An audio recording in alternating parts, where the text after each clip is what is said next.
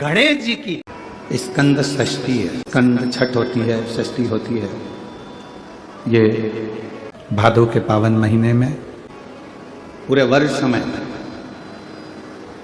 केवल एक दिन स्कंद षष्ठी आती कि स्कंद भगवान के अगर केवल स्कंद पुराण को भी कोई जीव श्रवण कर लेता है तो मृत्यु जीते जी भी उसके लिए मार्ग प्रशस्त होकर एक बार वो भगवान का दर्शन भले वो किसी रूप में करे, पर मरने से पहले उसको ऐसा महसूस होता है कि मैं बैकुंठ का दर्शन कर कर आया हूं। ये उसको भान होता है स्कंद पुराण को मात्र श्रवण कर लेने से। मात्र श्रवण। स्कंद भगवान का पूजन करा, भगवान शंकर का शिवलिंग बनाया, शंकर भगवान के गणेश जी को और स्कंद देव को बिठाकर पूजन किया। इतना पूजन करा विश्वामित्र और सत्याव्रत ने, इतना पूजन करा, भगवान विष्णु ने कहा नया रास्ता बना दिया जाए। विश्वामित्र जी ने धर्म से स्कंद देव से कहकर एक मार्ग का निश्चय किया। उस मार्ग पर राजा सत्याव्रत चलकर जाने लगे। जब थोड़ी दूर पर राजा सत्याव्रत पहुंचते से उसी समय पर इंद्र को जलन होने लगी कि जीते जी तो कोई आ ही नहीं सकता, तो ये मरा हुआ ये जीते जी कैसे आ गया। इतने में इंद्रदेव ने उसी समय राजा सत्याव्रत को ऊपर से नीचे धक्का मार दिया। धक्का दिया, राजा सत्याव्रत नीचे आ गया। बैकुंठ के मार्ग से धक्का देकर राजा सत्याव्रत को नीचे फेंक दिया। राजा सत्याव्रत ने विश्वामित्र जी से कहा मेरा तप, मेरी साधना और स्कंद देव ने मुझे मार्ग दिया, इसके बाद भी इसने नीचे क्यों फेंका मैं नहीं जानता, पर तू चिंता मत कर। विश्वामित्र जी ने कहा फिर स्कंद देव की पूजन कर। महाराज एक बेलपत्री एक तुलसी, एक बेलपत्री एक तुलसी, एक बेलपत्री एक तुलसी स्कंद देव को चढ़ाया गया। और जब बेलपत्र और तुलसा चढ़ाया गया स्कंद देव प्रसन्न हो गए महाराज। और प्रसन्न होकर कहा, भगवान नारायण को याद किया। भगवान विष्णु ने कहा मांगिए क्या चाहिए। स्कंद देव ने कहा एक काम करो, बैकुंठ तो दुनिया जाती है, इनके लिए अलग बैकुंठ का निर्माण करा जाए, अलग से बैकुंठ बनाया जाए। बैकुंठ लोक और मृत्यु लोक के बीच में एक बैकुंठ बना दिया गया और उस बैकुंठ पर मार्ग प्रशस्त करा सत्याव्रत के लिए। जब राजा सत्याव्रत के लिए मार्ग प्रशस्त करा तब भगवान विश्वामित्र को लगा कि बैकुंठ तो हवा में टंग रहा, कहीं वापिस सत्याव्रत ऊपर चढ़ा और नीचे गिर गया तो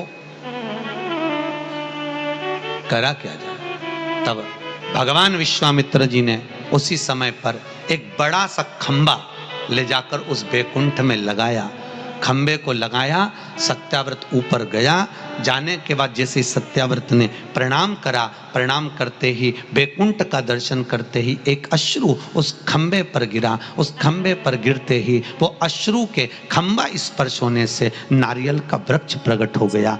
भगवान उसी समय माता पार्वती ने कहा स्कंद देव भले लोग गणेश जी का पूजन करे, प्रथम गिनती में गिने, पर तू हर कलश के ऊपर तू ही विराजमान मिलेगा। और स्कंद देव उस नारियल के रूप में विराजमान हो गए महाराज। उसके लिए बैकुंठ का रास्ता दूसरा बना दिया जाएगा और वो जीते जी बैकुंठ जीते जी। आज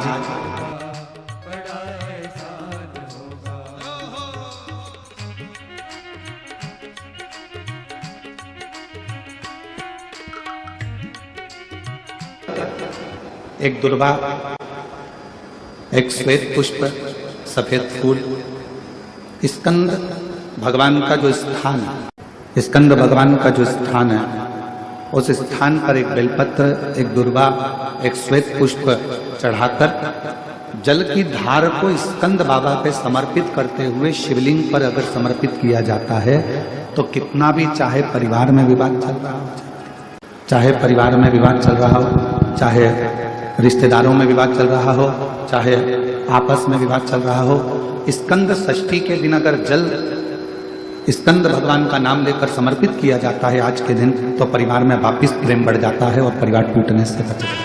इतना नियम स्कंद षष्ठी का, इतना क्रम शिव महापुराण के अंतर्गत। आप सभी बड़े धनभागी हैं, बड़े किस्मत वाले हैं और बड़े भाग्यशाली हैं। शिव जी की बड़ी कृपा आप सभी पर है। दुर्वा जो उत्पन्न हुई है, इसमें इतना बल कहां से आ गया। शंकर भगवान बोले रहे ओ इंद्र, तुम्हारे अमृत से भी बड़ी प्रबल है ये दुर्वा। जिस समय पर अमृत का कलश निकला उस अमृत के कलश को देवता लेकर जा रहे थे। ले जाते राक्षसों से छुड़ाकर सबसे पहले इन्होंने समुद्र के किनारे पर उसको छुपाया। उस जगह पर भगवान विष्णु की जंघा के रोम पड़े थे जिससे दुर्गा उत्पन्न हुई थी। उस दुर्गा पर इस कलश को जब रखा, रखते ही एक देवता ने उसके उठाकर देखना चाहा तो उसमें से थोड़ा सा भाग अमृत का नीचे गिर गया जो दुर्गा पर पड़ गया। और आगे गए, फिर इसको छुपाया, वहां भी दुर्गा थी। फिर और आगे गए, वहां भी दुर्गा थी। सुन इंद्र, तेर को जो अमृत मिला तूने एक बार में पिया। ब्रह्मा को जो अमृत मिला वो ब्रह्मदेव ने एक बार में पिया। वरुण को जो अमृत मिला वो एक बार में पिया। पर इस दुर्वा को जो अमृत मिला वो 5 बार मिला। इसलिए पंच दुर्वा लेकर तू गणेश के पास जा और उसको दे, क्योंकि ये 5 अमृत के कुंड से भी प्रबल है। ये 5 अमृत के कुंड से भी प्रबल है। लेकर जा तू ये दुर्वा। और इंद्र ने दुर्वा दी, गणेश जी को खिलाई। जैसे खिलाई, गणेश जी के भीतर की जो अग्नि थी वो समाप्त हो गई। तकलीफ किसकी जिंदगी में नहीं आती? भगवान राम के जीवन में भी दुख आया, भगवान कृष्ण के जीवन में भी दुख आया। तकलीफ किसको नहीं आती? सबको। इसलिए किसी के दुख को देखकर कभी खुश मत हो। जरा सा किसी के ऊपर तकलीफ आई और सब लोग मिलकर चर्चा करने लगे, अच्छा हुआ, बहुत बढ़िया हुआ, ऐसा तो होना ही था, इसने तो ऐसा करा, अच्छा हुआ। ना ना, किसी को बीमारी आई कभी मत कहो कि दूसरे को बीमारी आती है ना तो दुनिया के लोग सोचते हैं कर्म का दंड भोग रहा है, और खुद को बीमारी आई, फिर खुद को तकलीफ आई, फिर खुद को कष्ट आया, फिर। इसलिए कभी किसी की जिंदगी में अगर तकलीफ है तो भगवान से प्रार्थना करना, बाबा इसके जीवन में दुख आया है, भले मेरा बेबी है, कष्ट है, मेरे से लड़ता है, पर बाबा दुख समाप्त करना। जब हम सर्वे भवन्तु सुखिनः की कामना करेंगे ना तो सबसे पहले भगवान सुख हमको देगा। सबसे पहले सुख हमें मिलेगा। इत्र की शीशी खोलिए, दूसरे पर इत्र लगाइए, सबसे पहले इत्र की खुशबू किसको आएगी? जम के बोलो, अपने। हमारा हाथ सुगंधित होगा क्योंकि हमने इत्र की शीशी खोली है। पहले सुगंध हमको आएगी, सामने वाले को बाद में, क्योंकि इत्र की शीशी हमने खोली है। हम जब दूसरे के लिए अच्छा बोलना प्रारंभ करेंगे तो सबसे पहले परमात्मा हमारा अच्छा करना प्रारंभ कर देगा। अच्छा महाराज का महापुराण वर्णन करती है, किसी भी छठ के दिन, चाहे अंधेरी की छठ हो, चाहे उजाले की छठ हो, अगर कडानंद कार्तिकेय जी महाराज का नाम लेकर 6 बेलपत्र पर 6 दुर्वा, 6 पुष्प, 6 अक्षत के दाने रखकर कडानंद कार्तिकेय बाबा की स्मरण कर शिवलिंग की जो जलाधारी है, जलाधारी पर जहाँ अशोक सुंदरी का स्थान है उसी के पास में कार्तिकेय जी का स्थान है। किसी भी छठ पर यदि आप बाबा को वो बेलपत्र, वो दुर्वा, वो पुष्प, वो अक्षत का दाना स्कंद भगवान का नाम ले, कार्तिकेय बाबा का नाम लेकर यदि समर्पित करते हैं, जिंदगी में कितना भी कर्जा हो, कर्जा 3 महीने के अंदर समाप्त होता ही है। साथ में आपका परिश्रम, साथ में आपकी मेहनत और आपकी दृढ़ता। लोग सोचते हैं कि हमने शंकर जी को बेलपत्र समर्पित कर दी, कर्जा चूकेगा, पर साथ में मेहनत भी करना। अगर आपके घर में छोटा सा शिवलिंग विराजमान है या आपके घर में कुबेरेश्वर धाम का कंकर है और आपके घर में यदि शंकर भगवान का शिवलिंग है या सीहोर का रुद्राक्ष हो या शंकर भगवान का शिवलिंग हो या कंकर शंकर हो, तो निवेदन है जहां पर भी शिवलिंग आपके घर में विराजमान है, अगर छोटी सी कटोरी में एक बेलपत्र को आप नीचे रखिए, छोटी सी कटोरी उस बेलपत्र के ऊपर रखकर उसमें थोड़ा सा मधु, शहद, शंकर भगवान की साक्षी में शिव जी के सामने अगर शुक्रवार रखना प्रारंभ कर दो, धीरे धीरे संपदा की वृद्धि अपने आप होना प्रारंभ होगा। मधु। इसलिए आज भी नियम है, जिसके घर में संपदा की कमी होती है, जिसके घर में कर्जा बढ़ जाता है, लक्ष्मी नहीं आती, बहुत टेंशन की जिंदगी जीता है मनुष्य, व्यापार चल नहीं रहा, बहुत तकलीफ का जीवन चल रहा होता है, तो आज भी नियम है महाराज कि सोमवार, शुक्रवार, ये 2 बार ऐसे हैं, इन 2 बार को यदि कटोरी में थोड़ा सा शहद रखकर, मधु रखकर यदि लक्ष्मी जी का स्मरण किया जाए और माता लक्ष्मी जी का स्मरण कर एक लाल पुष्प उस कटोरी के सम्मुख में माता लक्ष्मी का नाम लेकर रखा जाए और बाद में वही शहद, वही मधु और वही पुष्प शुक्रवार के दिन पूजन करें, शनिवार के दिन उस मधु का, उस पुष्प का विसर्जन करें, सोमवार के दिन पूजन करें लक्ष्मी जी का स्मरण कर कर, और मंगलवार के दिन अगर विसर्जन करें, 5 या 7 सोमवार या शुक्रवार को यदि आप मधु का भोग लक्ष्मी जी को लगाना प्रारंभ कर दें, शिव का नाम स्मरण कर कर, तो उसके घर में कभी संपदा की कमी नहीं होती, लक्ष्मी उस संपदा को। तो यदि नारायण भगवान को भी प्रसन्न करना है तो मुख से क्या कहना पड़ेगा? नमस्तुभ्यम कहते हैं तो आपको लगता होगा कि शंकर भगवान खुश होते हैं, पर शिव महापुराण की कथा कहती है श्री शिवाय नमस्तुभ्यम जब हम बोलते हैं ओम नमः शिवाय जब हम बोलते हैं, नमः शिवाय जब हम बोलते हैं, शंकर जी को एक लोटा जल जब हम चढ़ाते हैं, तो शिव जी से ज्यादा प्रसन्न भगवान नारायण हो जाते हैं, भगवान विष्णु को। तो यदि नारायण भगवान को भी प्रसन्न करना है तो मुख से क्या कहना पड़ेगा? श्री शिवाय नमस्तुभ्यं।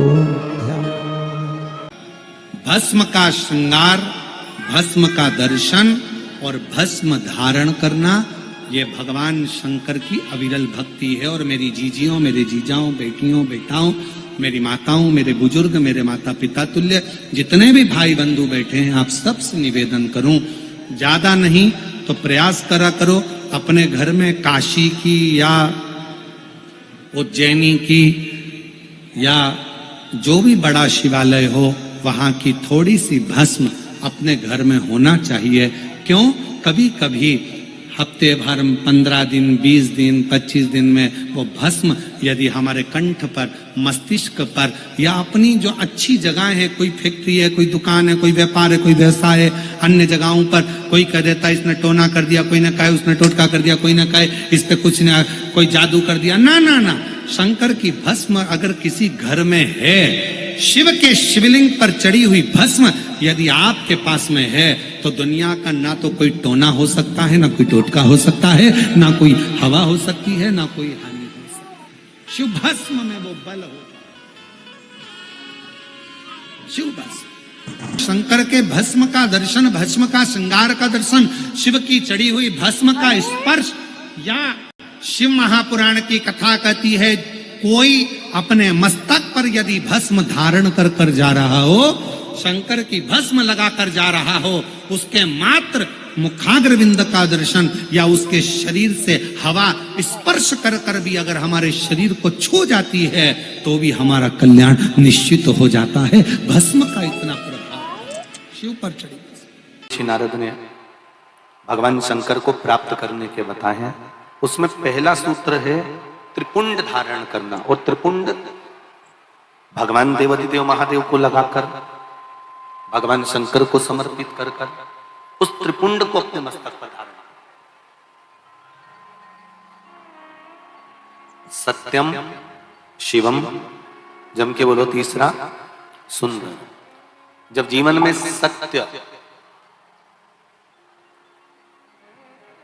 अगर प्राप्त हो जाता है तो शिव अपने आप मिल जाता है,